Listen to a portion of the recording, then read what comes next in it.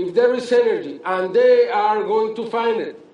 If they find it, then they will have to accept that it's not understandable what is going on there.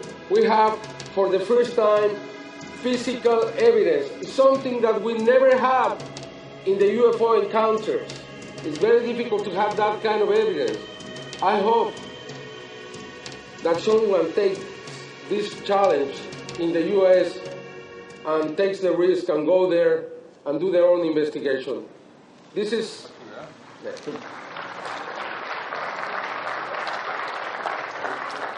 Jose Alonso Herrera, and this is David Espada. These are the two kids, 18-year-old kids. This is the phone that they use.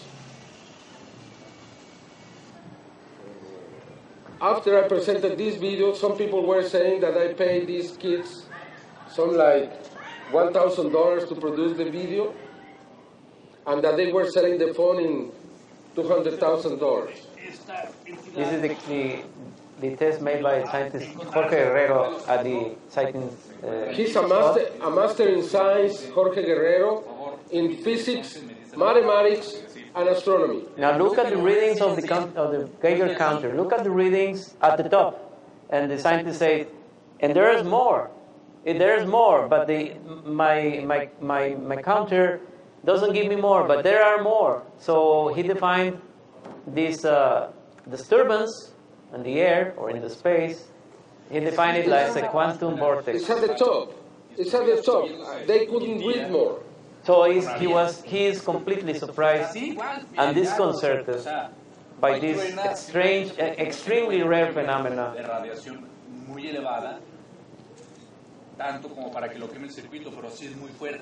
He is explaining how this counter works, how it's reading something extremely unusual, and also expressing his disconcert and wondering what is happening right here. We don't understand. We have to continue. But the most important thing is when they were approaching, before they get to the exact spot, the counter was reading nothing. And just when they got near to the spot, then the counter, just 4 meters away the spot. When they approached to the lamppost, then the counter began reading to the top. There is a distortion in space and time in the place. What he thinks is that a dimensional vortex open and close. That's what really things will happen, and the energy remains there, has remained there for so long, and I think it will remain even longer.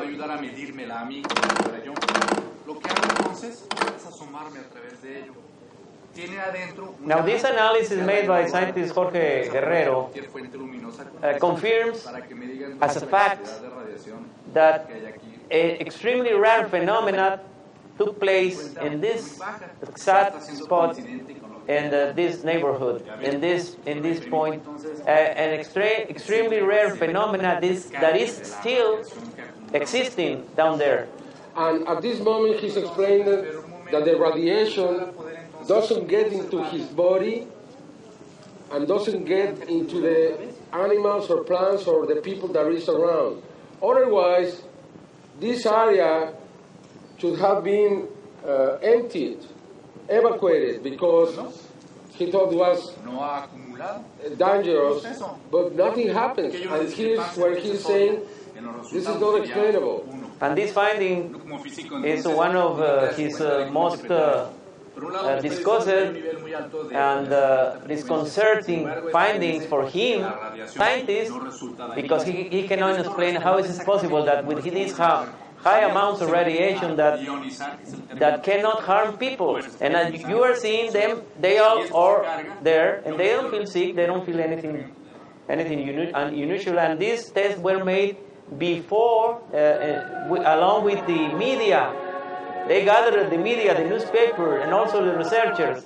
They made these tests in front of the media, in front of the researchers, in front of the people, so there was no doubt about what they were going to find down there. If they will not find anything, they will go as well. But then the attitude of the newspaper changed since that day. I am now paying these scientists to make a whole investigation on this. It has taken more than 20 readings so far. We're going to publish a book. We're going to present a full investigation, because now we think that any time that there is a report on an abduction or a presence of these creatures, we should take these counters, these machines, to measure the energy there, because I think we found a way many times these creatures can be transported into Earth. I believe there is a relation between this and what we got in Ramos Arizpe, this hole in the sky. I think we are now understanding how all this is happening.